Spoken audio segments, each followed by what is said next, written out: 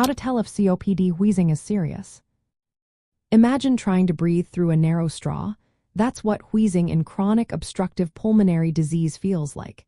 It's a high-pitched whistling sound that happens when your airways are partly blocked. Wheezing is common in COPD, but not all wheezing is the same.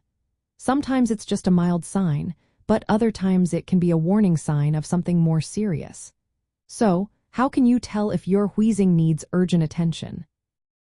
First, pay attention to how often you hear the wheezing.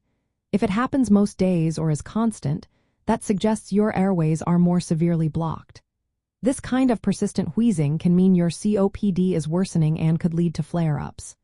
Next, notice if your wheezing comes with increased shortness of breath or if you feel tightness in your chest.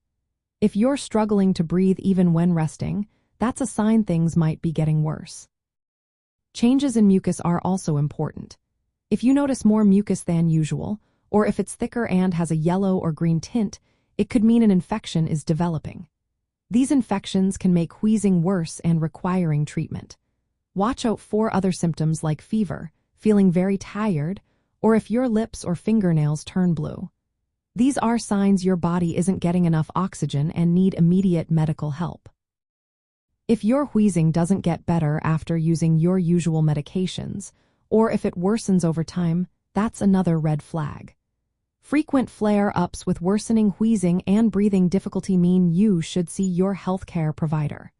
They might need to adjust your treatment plan or consider additional therapies like oxygen. Monitoring your wheezing is simple but important. Keep track of how often it happens, note any new or worsening symptoms, and don't hesitate to seek medical help if breathing becomes very difficult. Early treatment can prevent complications and keep your lungs functioning better. Remember, wheezing in COPD can be a sign of serious issues, especially if it's persistent, worsening, or accompanied by other symptoms.